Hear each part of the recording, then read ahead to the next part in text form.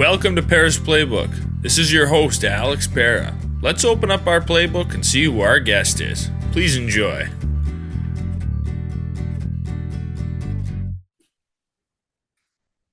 Welcome to episode 159 of Pera's Playbook. Today I'm joined by Jason McMaster. He's a frontman for Watchtower, Dangerous Toys, also been in quite a few other bands. So we're happy to have Jason here. We're going to talk about his career and just hash out some music. So how's it going? It's going great. Thanks for having me today. Yeah, of course. I've been really trying to dive into music more, and I'm a huge music guy, all genres. hmm Now we get to tackle into the '80s rock world a little bit. Um, it's I love that genre. I know, like Hair Nation, which we'll talk about a little bit later in the podcast, but I mean, I think all that music that they play is just phenomenal music and not stuff that you always hear on the radio or different places, but it's really good music.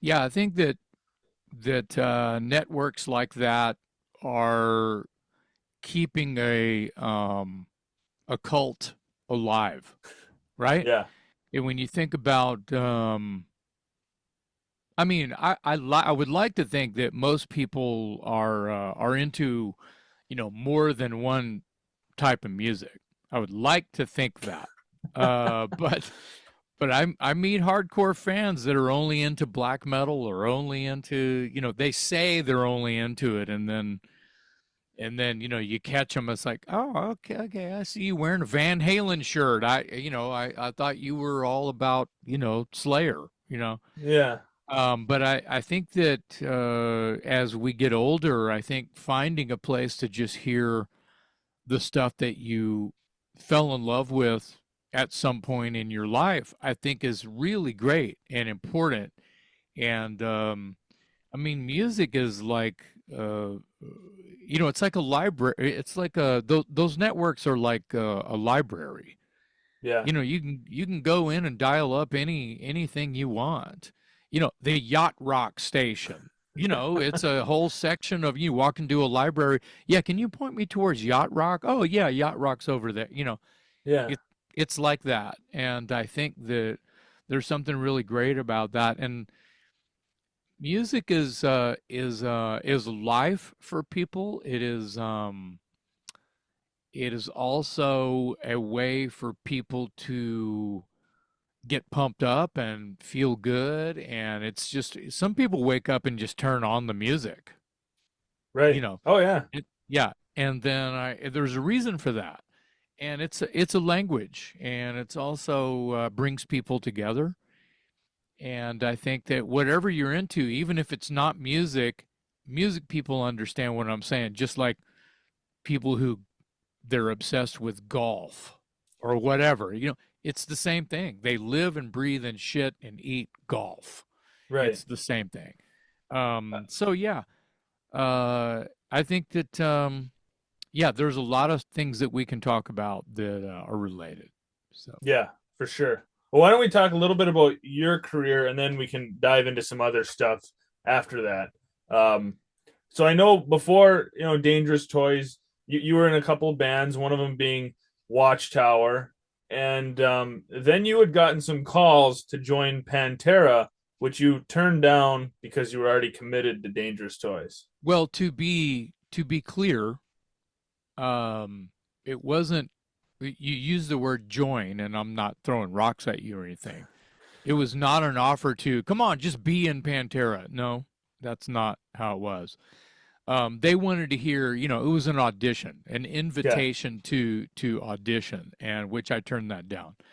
Um, and I was still in Watchtower at that time, and the same thing happened with Skid Row later on when I was in Dangerous Toys. So you were so close though, and it's the same shit, right? It's the same thing. Um, and I didn't really have Watchtower was like the first like sort of real band with real gigs and things that growing up when I was really young, 14, I think, you you know I played like 2 gigs, when I was 14, and it was at, you know, my school friends' backyard party, things like that. And I'm not saying that I didn't play plenty of backyard parties with Watchtower. It just became a real thing, and it's like we treated those backyard, keg parties, sure. Yeah. As I got older, we treated those like they were concerts. We would have risers and fog machines, and we'd play for 3 hours, and usually when it was like that, it was like sometimes it was just us. There wasn't even another band playing, and most of the time you would see things like that, and it was like a real concert by way of there was 2 or 3 bands playing. So that whole thing sort of like that's like gig simulator, right? Oh, someone's parents are gone for a week. They're going to have a big kegger in the backyard and it's going to be off the chain and da da. It's just like in the movies. It was exactly like that. And, you learn a lot. You learn a lot doing those gigs. And then when you finally, uh, get meet the right people, Watchtower we had some friends that showed us how to like rent a venue and then charge money at the door. And then the same kind of thing was, oh, we have our own songs. We go into a studio and record them. You figure things out the wiser you become. And so yeah, my life has been that. So yeah, my first real band was Watchtower, and then I did that for about a decade, and then I fell in with the Dangerous Toys guys, and you know, I got to do it for real. With the not that I didn't do it for real with Watchtower because we put out an independent record and we never really toured though. Right. And then the Toys thing happened, and that was like for real. I learned so much. I'm still learning, Jesus. And I learned a lot of shit, about the industry and the industry that's changing so rapidly. It's just hard to, you know, keep up with what's going on now. I think that now that we have digital music where you can just press a button and a song plays, I think that's, I mean, other than that, it would just be like you would have mind control. You know what I mean? Okay, okay, brain, just pull out of the ether, Van Halen one, and just play the record in your brain without having to even touch a button. I think that you see what I'm saying. It's like Yeah. the way that we take in music now, and even the way we're creating music with AI and computers and I'm still a fan, not to get ahead of myself. I'm still a fan of the organic, 3 or 4 or 5 guys in a room creating something from nothing with just wood and wire. Right.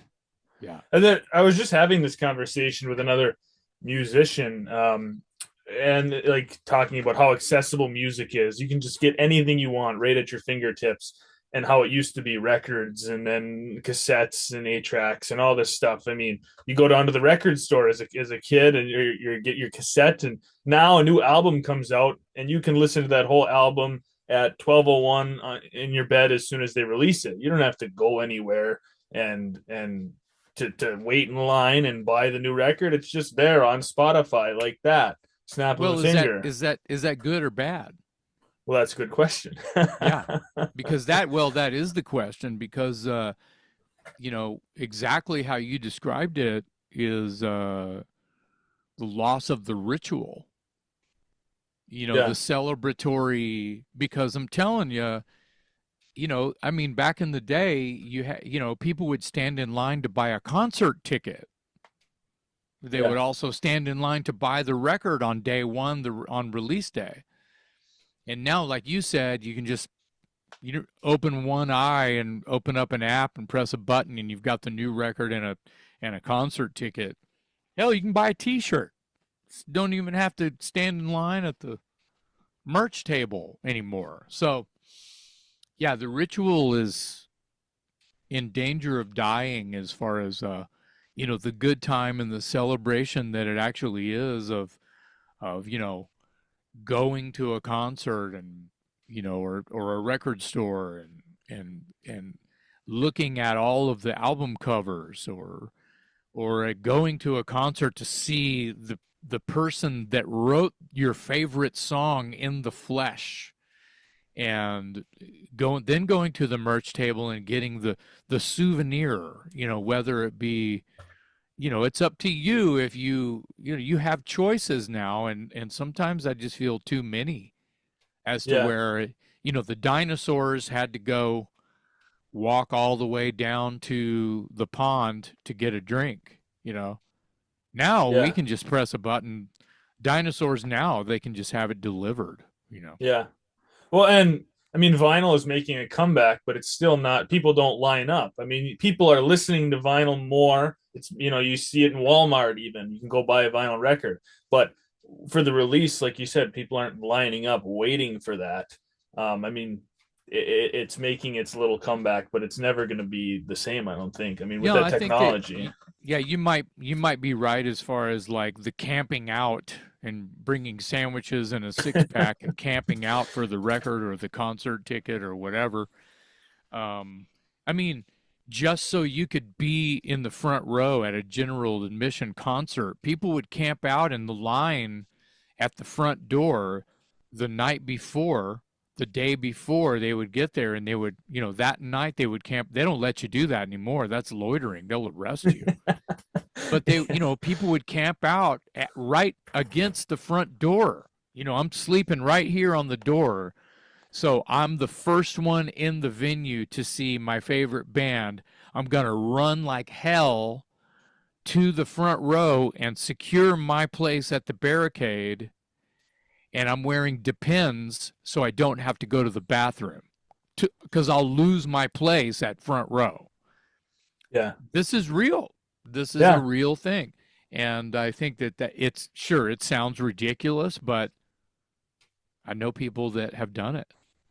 And now you wait in line online. I just bought concert tickets a few weeks ago, and there was a countdown timer, and then it had all these, Wow. telling you like once the tickets open up, you will be in line, and if you exit the site, you will have to come back in line. If it's really Wow. busy, if everyone's trying to buy it all at once. Luckily, Yeah. it wasn't. I mean, I just bought my tickets. Like you said, you didn't have to wait a special to get front row. I mean, you could just click whatever you wanted, and boom, you had your tickets. Right. Well, if it's a general admission, if the venue has a general admission like floor option, you're buying your ticket for the floor. Yeah. You're not having to rush the stage to make sure no one else gets in your area that you're going to stake claim to. It's not this big fight anymore. It's very interesting. Yeah. Yeah. I still love live music. Like I try to get a couple concerts every summer. I think Yeah. it's a different experience. Right? And I have a friend, he's coming to this concert this summer. He said, I've never been to a concert before. I just Wow. blew my mind. 24 years old, never been to a concert before. That's just wild to me because I was Well, lucky. that's My parents took me to concerts growing up and stuff, and I was very lucky. yeah, that's the new young person's, that's what they're I feel like if you're a music lover, the idea of seeing, your favorite artist live is like I have to do, oh my God, there's a fire inside. Yeah. You're going to make it happen. I mean, I have friends, I'm not very sporty, but I have friends that freak out on football and they want to go to the game, and they have to be at the game to see their favorite team destroy the opponent. It's the same way with, I don't know, wrestling or whatever. People are so into it. And so I feel like if some people are like, yeah, I mean, I've never been to a concert, and they're nonchalant about it, it says a lot about what options they have for their entertainment and the way they take on entertainment. It's not their fault that Right. they're young, or had the influence of their parents, such as you did. I Yeah. had older brothers and I had neighborhood friends that were all about going to see, concert live music. And this is in the 70s. I mean, I'm old as fuck. So, the idea of going to I mean, my first concert was I think I was 12. It was 1977. I saw Max Webster, UFO, and Rush. And, the ticket was probably $6 or something, $5. I don't know. Who knows? And Yeah. wow, changed my life. Yeah. And I think that you have to be way into it. And if you don't even know how cool that feeling is, it's because there probably was not an element. If you don't know and there's no influence, it's not anybody's fault to be 24 and never have been to a concert. It's not. It's okay. Right. Yeah, no, totally. I Yeah. just think there's the experience of listening to the music is so much more pure when you hear it live. I mean, it's so much better sounding than listening on your Spotify or whatever. I Well, mean, it that's just arguable now, isn't it? Because if the band is, having a bad day, I'll just say, I won't go into the elements. Maybe they're going to fall off the stage, or maybe something weird is going to happen. But that's live rock and roll. That's the beauty of a live concert. yeah, As opposed to if it's just there's a bunch of guys on stage and someone falls off the stage and the song keeps playing, that's not live music, no, i.e., that's not rock and roll. right, So, these days, it's kind of, in the dinosaur age, in the before times, bands were Led Zeppelin and bands like that, they were really playing. And when they made a mistake or they just turned it into a big jam session, the audience got to see something happen that was organic, analog, and real, as opposed to, someone who's lip syncing or, I'm not taking a stab, but maybe rapping to a beat that's on a loop on a laptop backstage, which that's a genre of music. I mean, that's yeah, how that some kinds of music are played. And I'll bring it back into heavy metal and rock and roll too. There's a lot of bands that use tracks when they play live. So they have yeah, to follow what's on the track. They can't just turn it into a jam session and have the band break down and talk to the crowd and get the audience participation going. That's gone if you're playing along with a track. So yeah. And pretty maybe weird. it's a good point that you bring up, and I just didn't think about that because a lot of Okay. the bands I've seen are like classic rock bands. My first true rock concert was Tesla. Mm-hmm. And I've seen 38 Special and Styx Mm-hmm. and Slaughter and Great White, and I mean all these Yeah, great classic rock bands. you saw bands that all of those bands, none of them use tracks. So Right. yeah. Yeah. So let's go back to Dangerous Toys. Mm-hmm. I mean the biggest hits were like Teasing and Pleasing and Scared, and could name a few others, but did you guys know like oh, these songs are gonna people are gonna like these are gonna pop, these are gonna be our hits when you release them? That's a good question because, does anybody know, you know, if you build it, they will come, doesn't always work. You know what I mean? I'm going to build Yeah. this giant carnival and then everyone's going to fall in love with it and come, and I'm going to call it Disneyland. Well, it takes marketing and takes, there's a lot of bands out there that write, this sounds really bad, and I'm not a negative person, but let's just be fantastical for a second. So I'm a songwriter, I write a bunch of songs and they suck, right? Yeah. Let's just say that for however they are terrible, they're just not good, okay? And that doesn't matter because someone with a lot of money loves the songs, and they're going to take what I've created, and throw it against a wall and throw a bunch of money on it, put it on TV and commercials and T-shirts and blah blah blah. Marketing will brainwash someone into buying my crappy music. That's one way to do it, right? If you Yeah. build it, they will come. Well, to build something, you got to put time and money into it, no matter what.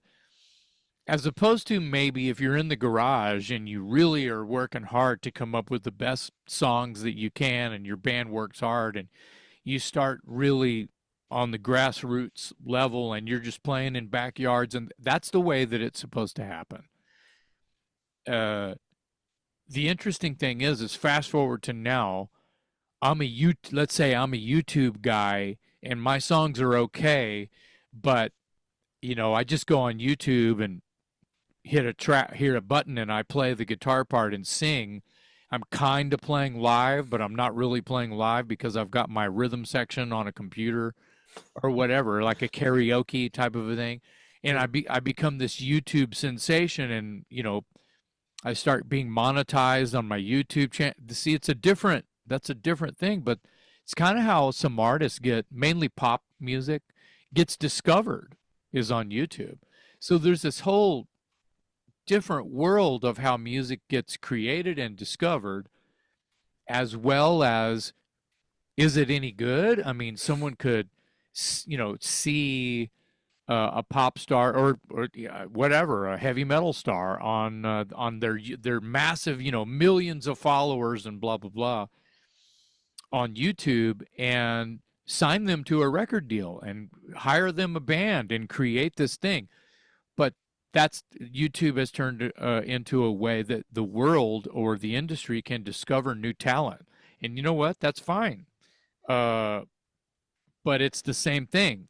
Someone sees it and builds it, right? Yeah. Whether it's any good or not, it has to be developed and built somehow in a certain way, right?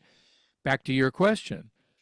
Did we know Teasing, Pleasing, and Scared were going to be hits? We were writing songs for ourselves. And I feel like if I'm having fun creating and then performing this song, and then ultimately recording this song, that's all that matters.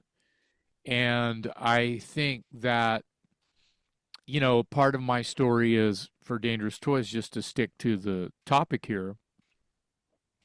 A friend of mine had sent a cassette tape because it was, 1987 or 88 or whatever, to an intern at a management company.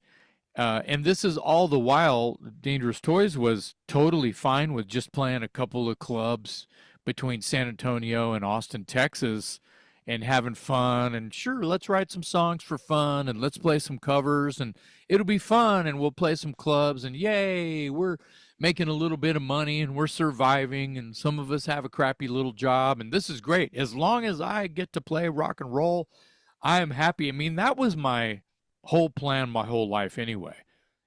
If I can, it doesn't matter, cover songs or my own material, whatever. It didn't matter. The idea of creating something from nothing with my friends in the garage and then in front of people, and then if people want to, pay admission or buy a T-shirt or what, and I'm making some kind of income by something that I naturally love to do, that is an incredible realization, right? Mm-hmm. So when you are writing a song, again, for myself, for ourselves, and then someone was like, man, I'm going to just send this tape of your songs to a buddy of mine who works at a big music manager company in California, and just to see what happens, right? But then when the phone rings and they go, yeah, I just heard Teasing Pleasing on this tape, and who the hell are you guys? And man, I want to look into getting you guys a deal, and do you have more songs and blah? It's like, wait a minute, what? It's like getting hit over the head with a bag of money, or there's a truck with a bag of money that's full of money in it, that you walk into the middle of the street minding your own business, and you get hit by it. And that's what it was like. So, they still had to do some developing with the band, and not a whole lot. I mean, we were just writing the songs. The songs didn't change a whole lot, from the time we wrote them until the time we recorded them, because it was sort of an overnight thing. I mean, I was only in Dangerous Toys about 6 months when we started to get courted, if you will, by labels and stuff. So I guess they like the songs. You know what I mean? So Yeah. you don't know because you're not writing it. I'm not writing a song for you. I'm writing it. it's fun for me to sing and play my song. If oh, you thanks, man. It's like when someone goes, great show, great. I call that the glory walk. You're walking from the stage to the dressing room, or from from the bar to your car. You know what I mean? And someone's going, dude, great show. I love that one song. That means you touched somebody with your art, and that's success to me. Just if someone likes it, that's great. But ultimately, you're performing, writing and performing this art. For I'm like, a painter is not, oh, I'll better paint something that the masses will like. Well, Leonardo da Vinci didn't create things so the masses would like. He was just possessed by something and created these incredible pieces of art that, for him, he was by himself. And then when someone walks in and goes, oh my God, I've died and gone to heaven. What is this? Oh my God. And then they want to, he died poor. Yeah. He was doing it for himself. Yeah. No, that's a good point. I mean, most artists. You become exploited, or you become a product as soon as somebody puts you on a shelf, right? Right. So you But have to that's not how it remember starts. that no, it's important to realize that you should be doing all of this for yourself. Right. Writing music that is meaningful to you, whatever it's about. Yeah, even the most of the songs Dangerous Toys wrote were, sex, drugs, and rock and roll. It was because of our age, and we were having fun with it, and whether we were taking a piss at it or making fun of the idea of the hangups that young people have, which is ultimately what a lot of butt rock comes from. Cock rock, some people say hair metal. It's kind of like you're taking a piss out of the idea of, you know hanging out with girls or boys, or partying, or what, driving fast, or whatever the song is about, and being able to sort of open that up a little bit and have your record expand a little. Like, Scared is not about any of those things. See what I'm saying? Bones in the Gutter and Queen of the Nile are not really about any of those things that I just mentioned. So Yeah. it's good to have this. It's funny how the most popular ones half the time are going to be about, someone's ass or something. You know what I mean? Just something stupid, right? It's kind of funny. But Yeah. but to answer your question, no, we didn't. We didn't know they were going to be hits, marginal hits, I should probably say. Yeah. Yeah. It's funny you say that. It made pop into my head. Lick It Up by Kiss. When I was younger, I Yeah. used to tell my mom, like, he's not talking about an ice cream cone.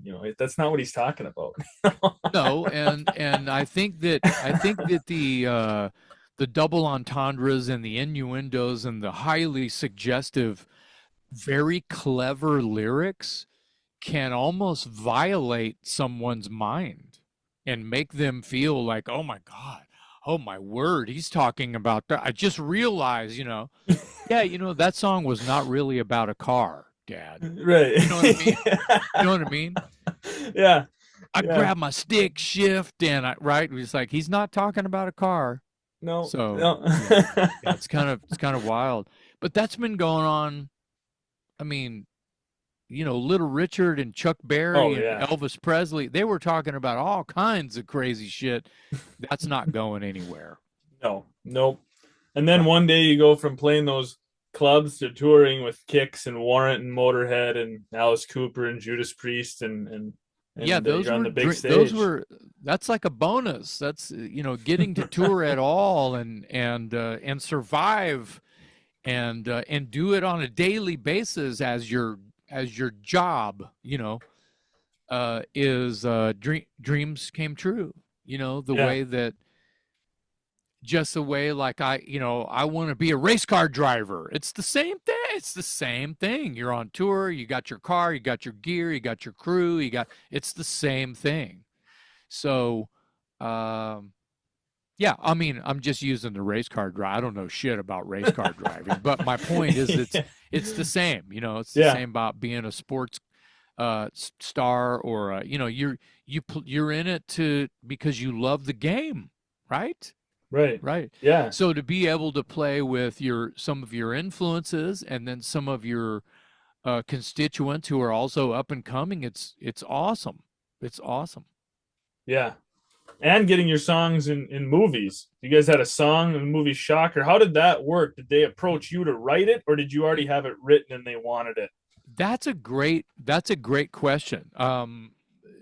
Just so everyone knows, I mean, I've had songs in a bunch of movies, and sometimes they come at you looking for songs, and there's companies or publishing guys that will call you up or email you and say, "Hey, we want to use your song in this movie," and they know that I work with artists like you, so they ask me to reach out and sort of facilitate that. Are you cool with them using blah blah blah blah blah? And I'm like, here's where you send the check, right? Yeah. And so there's a lot of that money being made by artists still to these days that aren't even bands anymore, or they're dead. That songs are in commercials and movies. It's a full on racket. It's kind of cool because it just gives a whole new life to, that's a song on a commercial or in a movie can chart again. Like I think it was Wayne's World when it had Bohemian Rhapsody on it. It sold. It went to number one because of the movie. It went to number one 40 years after it was released originally, because the week that the movie came out. So that happens, and that's incredible. It's like piggyback, It's like constantly a song can be so popular, the resurgences of certain songs and albums or bands or making a comeback or whatever you want to call it, or this band was influenced by this band. If you like Queen, you're going to love these guys. I think that that's a cool language that we have now. But back to Shocker, that song was a song. It's called Demon Bell, the song that's on the Shocker soundtrack, and it was originally called Dangerous Toys. The main riff and some of the lyrics were actually taken from the original song and used in the Demon Bell version for the movie. Um, the song Dangerous Toys obviously did not make the record, the proper debut record. So it was like, we'll just call it leftovers, right? And there was quite a few leftovers actually that didn't make the record. And so when they said, "Hey, what else you got?" Because Wes Craven's got this film and Alice Cooper's on it and the Kiss guys are on it, and we were like, Megadeth's on it and all, and we were like, "Oh yeah, we can throw something together." And we started to talk about it, and we just started messing with that riff from the song Dangerous Toys. And they put me on a phone call with Desmond Child, who was one of the executive writers and producers of that, who has written with Alice Cooper, and that was the connection. But he's also written with everybody, Bon Jovi, Kiss, everybody. He's written with everybody, and it was weird because this was the analog days, right? So I'm literally on it before cell phones. Can you imagine what that phone bill was? I mean, it was like a $300 phone bill with just me on the phone for 2 hours with Desmond Child writing the lyrics to Demon Bell. And I don't know if they faxed him like preliminary lyric, here's my lyrics to Dangerous Toys, see if he likes these, or if he asked for them, or if I just read them to him over the phone in this really long conversation. I remember I was in the guitar player's apartment on his landline talking to Desmond Child for like 2 hours while no one else was there. It was a trip. And yeah, we came up with Demon Bell, and he came up with the lyrics came out great. They're freaky lyrics. And that was interesting. But yeah, Demon Bell was sort of written from the ashes of another song. And then I don't even know if the first Toys record, the debut record, was in stores yet. And we were already recording Demon Bell. with Max Norman, the same producer of the debut record, but we recorded it in Texas. It was a few months after we had finished recording the record in Los Angeles. He came down to Texas, and not far from where I live right now. I live in Lockhart, Texas, and San Marcos is only like 20 minutes away. And there's a studio there. It's where Bang Tango's first record was recorded. It's called the Fire Station, and that's where we did Demon Bell. Very interesting. Yeah, it's cool stuff. Yeah, that it came from, like you said, leftovers. I mean, that's pretty neat. Well, they wanted it to kind of fit the theme of the movie, right? They wanted the lyrics and the vibe of the tune to, like, I think Paul Stanley and Nikki Sixx or something wrote a song called Shocker, and it's on the soundtrack. And don't quote me on that. I'd have to read the liner notes, but I think Paul and Nikki wrote that song Shocker. But and there's a few things on there, and totally fitting to the soundtrack and the vibe of the movie. Megadeth covered the Alice Cooper song "No More Mr. Nice Guy," so that totally fit.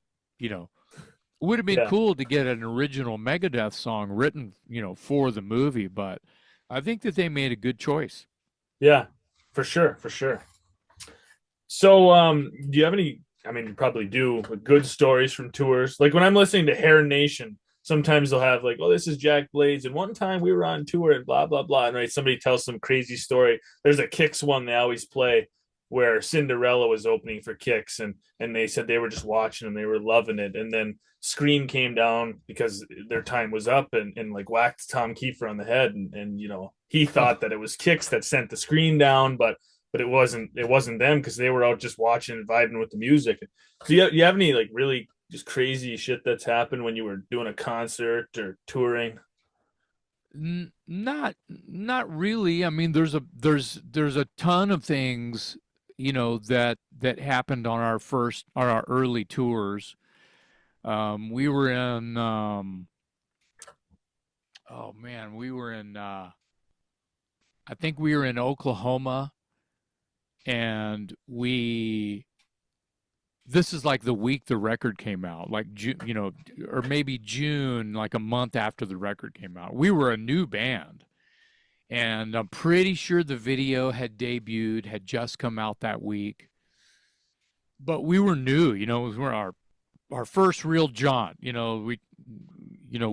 don't know our way around a tour bus yet. We're our first tour bus, kind of thing.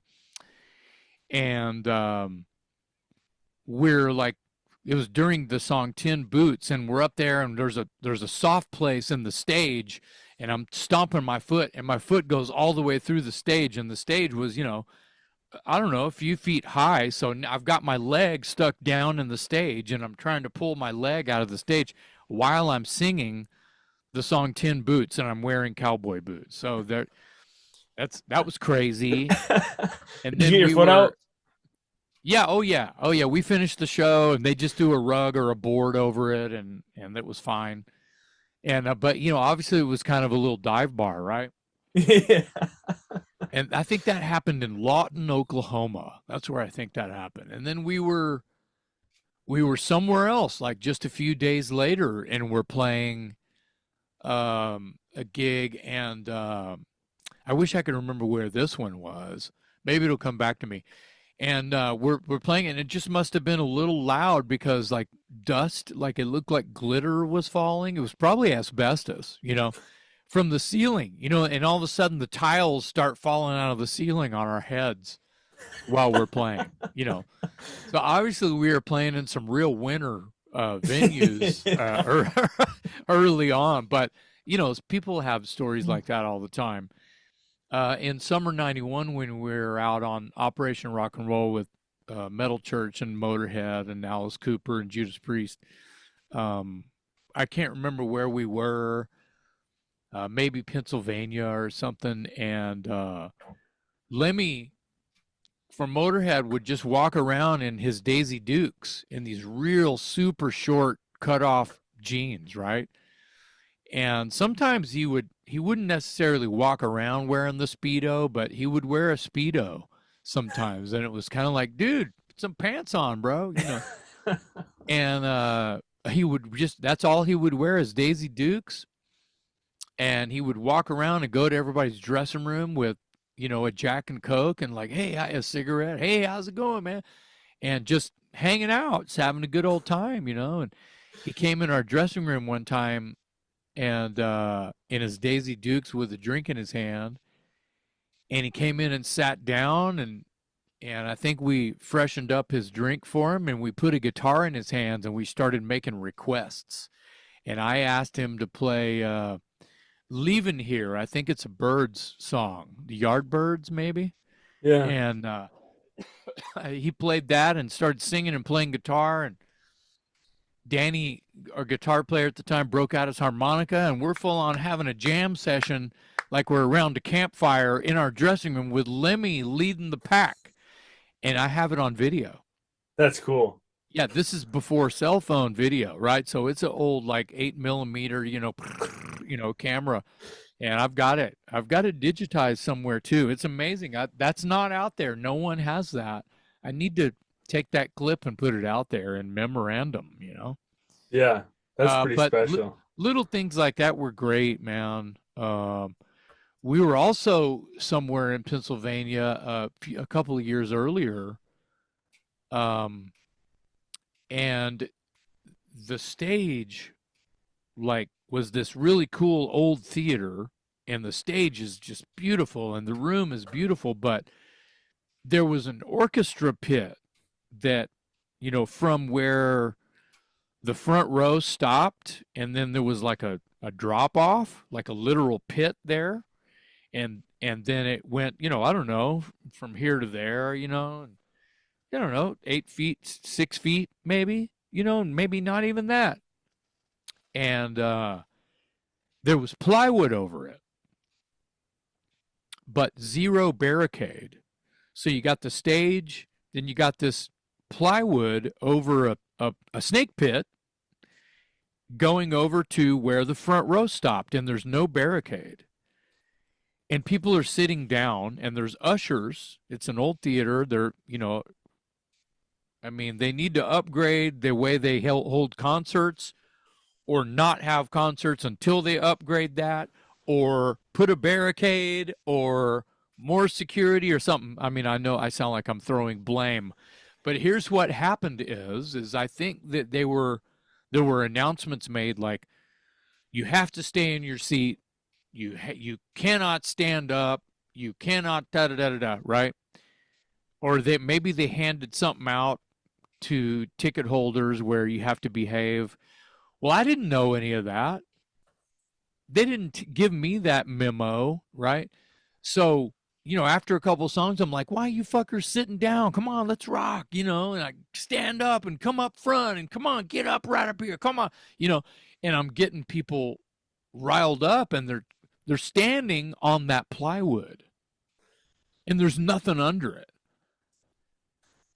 And I think the plywood starts to break through, and security has to go out there and, like, you know, apprehend folks, you know, like literally get them off, or, you know, there's going to be a lawsuit, right? And and I didn't know the whole time. I was oblivious. I didn't know. I didn't have any idea. I mean, I'm on stage. I don't have a walkie-talkie, and someone's going, "Hey, dude, you're fucking up right now. There's blah blah blah blah blah. That's a snake pit, and someone's going to get hurt, and you shouldn't do that. And the promoter's pissed off, and now we're not going to get paid, and blah blah blah." You know, no one's saying anything. Like, I'm like, "Fuck yeah," you know.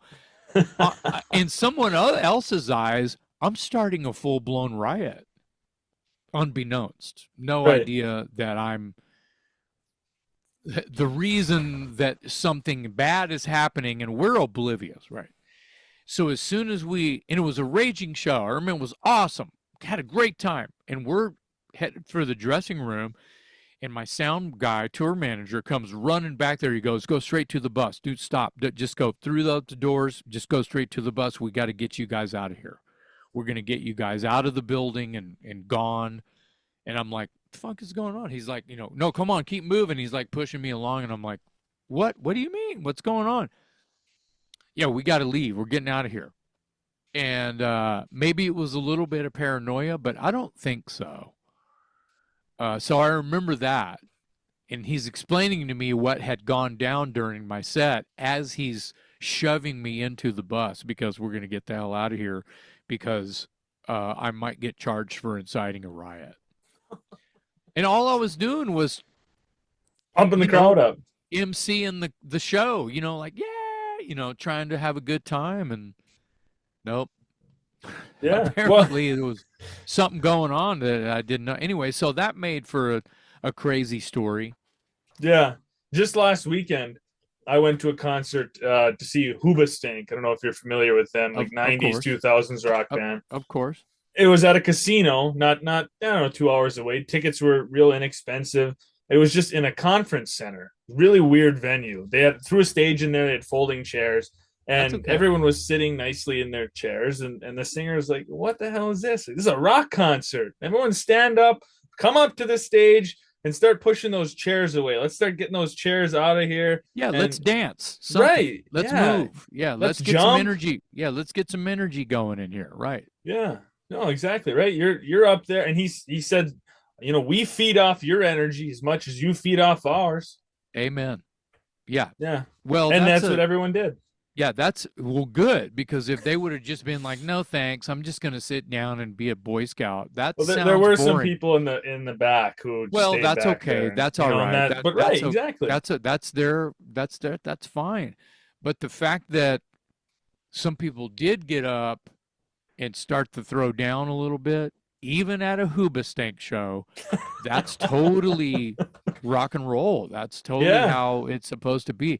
And it sounds like the venue is safe enough that no one got hurt. Certainly No, no one got hurt. Right. absolutely not. Because there was a No, yeah. flat floor in a convention Yep. center with a with a rollaway stage. Yep. So no one's going to get hurt at that. No, no, it was awesome. There were two, like, I don't know, they had to be in their 70s, these old ladies in front of me, and they were dancing, they were moving, they were having a grand old time. Perfect. Hey, man, that's okay. Yeah. No, it was awesome. That's great. Yeah. So why don't we kind of wrap up the episode on non-music? Like what do you do for fun? If you're not jamming or not playing, or like what do you like to You know, do? it's important to me to you know be with my family, you know, and my friends. But it's also the balance between like I got to go home and write a song.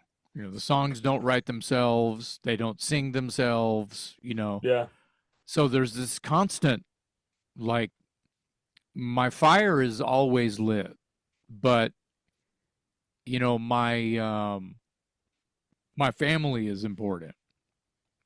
And I'm busy enough. I've been teaching for 20 years, so I'm a couple of times a week for a company called School of Rock. I'm a show director and an instructor, and it's been great. And I only do that a couple times a week, and I feel like I'm like the rock and roll football coach. You know what I mean?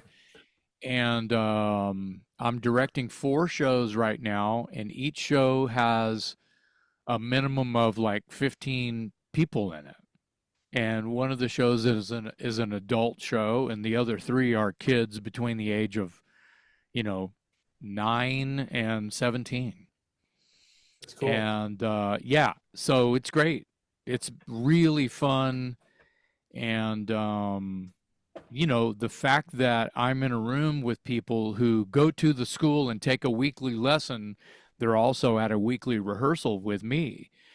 And, each show, the assignments in the show are, the set, because we do seasonal shows at the end of the season, 4 seasons a year. The shows all have 18 songs in them. So if you've got about 16 people in the show, you're divvying up the songs as even as you can. And so it's this constant, musical chair. It's not just one band for this song and this same band plays 2 more songs down the line. It's a mixture of jelly beans and people and players and ages the whole time. So it's herding cats. And it's also you have to challenge. You can't take your best guitar player and just put them on every song. Right. You know what I mean? Yeah. You got to play. You got to put the student that's still learning playing on the same song with the hot shot. You know, and that person who's nubile and new is going to learn from hanging out and being on a song or two or three or five with the hot shot. And if the hot shot is got the right mind's eye, they're going to want to help people see and have as much fun as they're having with music. So it's this whole, let's influence each other and learn from each other kind of a vibe. It's a school. It's a school. And that's what school is for. Um, but a rock and roll school is the best school. Yeah. So I do that. Um, I don't have a whole lot of shows this month. I'm gonna hopefully finish up some new songs, and I was working on some video editing before I signed on with you today. Watchtower played a bunch of shows last year and year before that. In 23, we started playing shows again, and we're not writing material. It was just Watchtower's like a legacy band, and we get asked to go to Europe and stuff all the time, and sometimes we just have to say no. And this time we got to do it, and there's some footage that I'm putting together that I'm hoping to release at some point. It's the debut album from Watchtower, Energetic Disassembly. We're celebrating our 40th year anniversary of that release this year in 25. And there's a label out of Germany called High Roller that's reissuing it. We've got a remaster, remix with bonus tracks that we didn't even know existed. I have the master reels from 40 years ago that we've digitized. It's just crazy. And you know what? People still want to hear it. Yeah. It's kind of, we've gone to bring it full circle. So we started this conversation with some of the same ideas that music is a language and you can't stop it. I mean, the fact that someone likes something that I created when I was a teenager 40 years later, that's pretty special. So Yeah. No, it definitely is. yeah, And so I stay busy. I'm what I call busy enough. yeah. So Yeah. Are you still doing, does Dangerous Toys do any shows still? yeah, Or? we have some shows booked this year, and they're all listed online. And then I'm doing a show in Germany next month with a band called S.A. Slayer, and their singer passed away in 2006, and he and I were friends, and we even share the same birthday. So when S.A. Slayer got asked by some festival promoters to reform, those guys called me because they knew, I've known the guys. And anyway, so I get to do stuff like that. It's really great. Yeah. And That's I cool. feel completely blessed that I've been doing it for so long and have befriended so many people through music that I get asked to fill in for my friends' bands sometimes, and even get asked to join sometimes, right? Yeah. No, that is Or really I'm cool. sorry, asked to audition. Yeah. Yep. Like Yeah, when we started.